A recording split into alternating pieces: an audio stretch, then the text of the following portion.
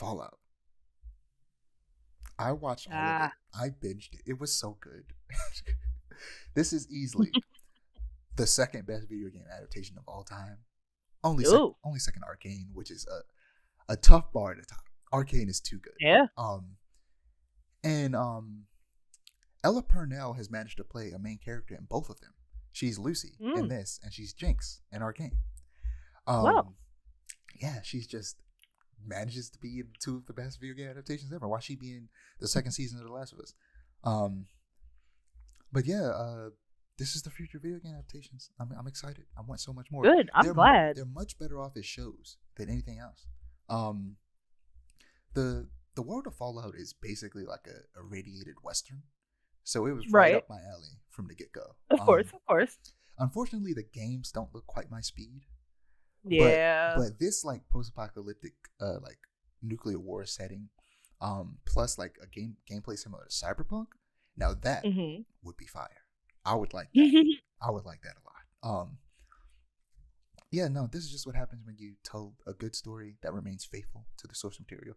But it's also a situation where this is what I want from most video game adaptations, not all of them, but most of them, where you adapt a video game where you can tell a story in the world without having to retread the story from the games. Because there isn't really much of a strict narrative in the Fallout games. So it's easy to just tell stories within that world without having to follow something specific, a specific storyline. And that's what probably made it possible for them to make this show so good. But according to Inverse.com, the producer of the show fell in love with Fallout universe when he played Fallout 3 with his wife. And as Peter Ovo on Twitter says, Fallout is what you get when the people making the show love the game. But that alone isn't enough, because from what I understand, the people who made the most recent Resident Evil movie also love the games, but that movie wasn't very good. The producer in question is Jonathan Nolan, brother of Christopher Nolan, who worked on a lot of the films that his brother also worked on, but also some popular projects of his own, alongside his wife, Lisa Joy, like Westworld. So it's a combination of love and respect for the thing you're adapting, and the skill and creative genius to, tell an incredible story that, that makes the perfect adaptation. Which sounds obvious, but unfortunately it's not to Hollywood. What's the point of adapting something if you're just going to change everything about it? The unfortunately obvious reason is because established IPs are more guaranteed to bring in money. So they much rather take an IP and or someone will send them a script for an original story and they go, this sounds similar to this thing, but not the exact same. So we're just going to slap that IP on it so that it actually makes money. And then people hate it. So, and I don't understand how they haven't learned that lesson from this. It's like with that Velma show. I honestly think some people like it, most people hate it. But honestly, it's very much, you can, watching that show, you can tell, oh, this wasn't supposed to be a Velma show. This was supposed to be its own thing. And then Mindy Kaling went and showed it to whoever. And they said, you know what, we can make this, but it has to be Scooby-Doo. Some sort of IP. And it's like, ugh.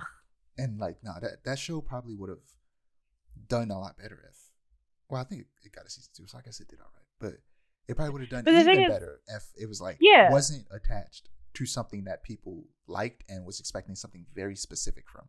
Like we talked about before, the idea of an adult Scooby-Doo isn't bad.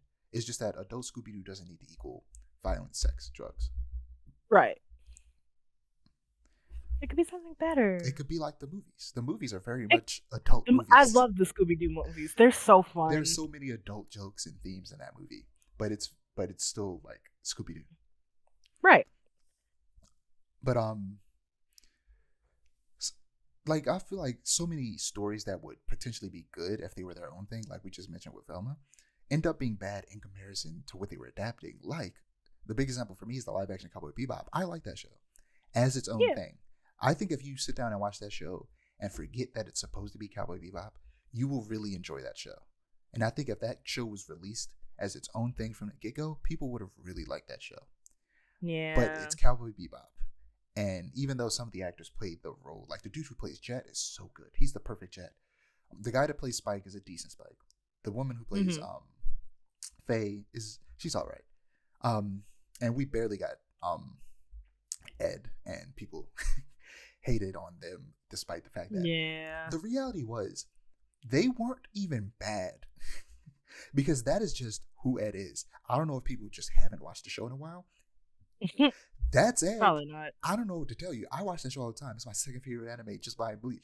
So it's like, no, that's what Ed behaves like. It's just that now they're not a cartoon character. So I guess people find it a little bit annoying. And also, I don't know, maybe it's just a bunch of people being weird because they're non-binary. But probably a mix of both, unfortunately. A lot of people are asking if video game movies are the next comic book movies. And I take offense to that question because it shows a lack of respect for both mediums on several levels. And I'm not going to lie, your response is part of the problem, okay? So it's me. I'm the problem. These things don't exist just to be adapted. They're perfectly fine in their original form. But also, video games wouldn't have the huge connected universe like comics, at least most of them. And I assume that's part of the problem you would have. Because, for example, a lot of people don't want a Smash Bros. Movie because they're afraid that Nintendo will create a connected universe to make it happen.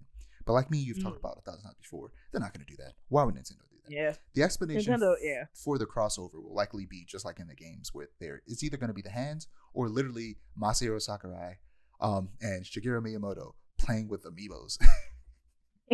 And that's like at the end of the Lego movie when it's revealed that it was just like a kid playing with Legos with his dad, right? Right. It was probably going to be just like that. On the other hand, I do get what they mean because I do want more good video game adaptations and for them to take off. But hopefully not fall like Marvel did. And I think them not being connected universe will prevent that because Marvel kind of just started making the same movies over and over again because they found a formula that works. That's my fear when it comes to like. I don't think you could do that with video game movies because there aren't really a lot of connected universe in video games. There just aren't. That's true. So you have to make them individual films. They have to be different and they have to be representative of the franchise that they're coming from. They can't all be the same thing. So they have no choice but to be unique with every film. They can't have them all be the same. And like I said, they're much better at shows than anything else, like Fallout, like Arcane, like Castlevania. I'm looking at you, Metal Gear. I need that to be a show. Please, for the love of God, don't make it a movie. The movie might still be good, but they're going to cut stuff out. I want to see Snake fight every single one of those bosses. Every single one of them. And if you make it a movie, it either will have to be unnecessarily long, maybe split into two, or you're going to have to cut stuff out. And I don't want that. I want every single piece of Shadow Moses in that game, okay? I mean, but yeah, Fallout was great. Good. You should definitely check it out. I just might. I've heard a lot of good things about it. Yeah, it's on Amazon Prime. Which before we move on, actually, there will also be they're making a God of War movie show for Amazon Prime, and it's gonna focus more on the most recent games. I hope it's good. But Uncharted was bad. It was bad is a strong word. It was. It could have been better. It was worse than bad because it was mediocre. Right. And it could have been better. It's just that Tom Holland was the wrong person for the role. It was a situation where they just chose someone popular to play the character. When really, if I'm being honest, it should have been a no-name. It should have been a person who's not famous, but can be Nathan Drake. Tom Holland was just every character I've ever seen him play, which is only Spider-Man. So he was just Spider-Man. And Mark Wahlberg was just Mark Wahlberg. He was just himself. Oh. He wasn't Sully. He was just himself, and the timeline was weird. The set pieces were dope. I was like, oh, this is cool. This would be cool if it was a game. But like, yeah, it was aggressively okay. What was I gonna say? God of War, right? So they're gonna focus more on the new ones. If they're gonna do that, I need a bunch of really long flashbacks to the old games, though. I need that in my life. Yeah. I also need T.C. Carson to make some type of cameo. He's the original voice of Kratos. I need him to make a cameo.